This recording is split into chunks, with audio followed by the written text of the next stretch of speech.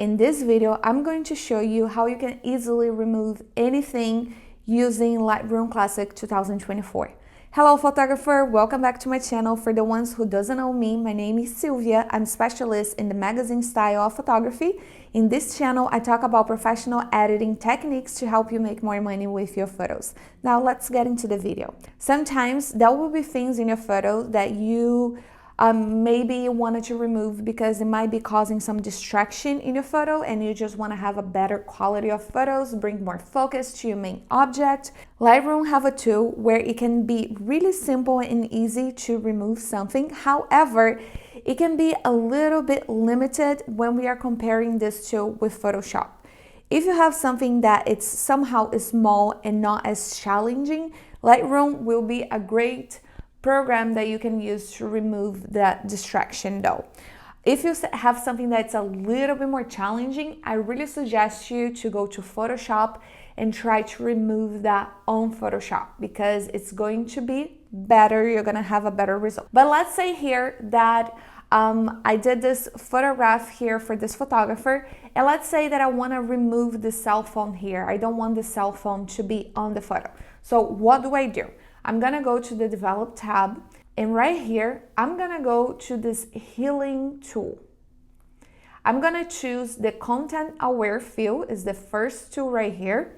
And the only thing that I need to do, I'm gonna get even closer.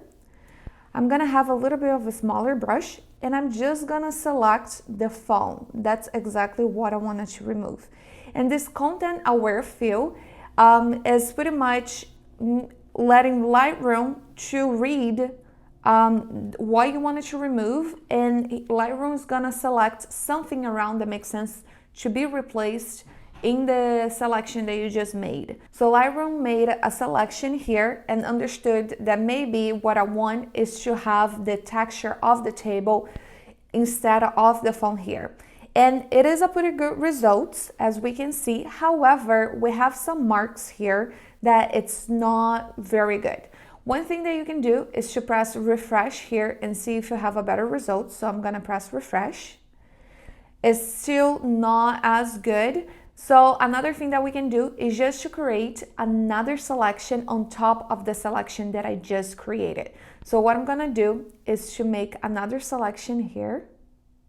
And I'm trying to not touch the laptop. And right now, we have a better result. So here's the before and here's the after, before and after. Let's say now that I wanted to remove the camera. I just want my client to be with the laptop. I'm still gonna select the Content Aware Fill to let Lightroom to create the selection for me, the replacement. And I'm gonna go and select the camera.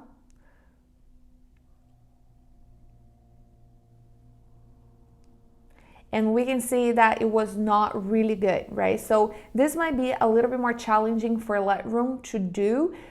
So instead of doing here, you can go to Photoshop, but we can still work this a little bit better.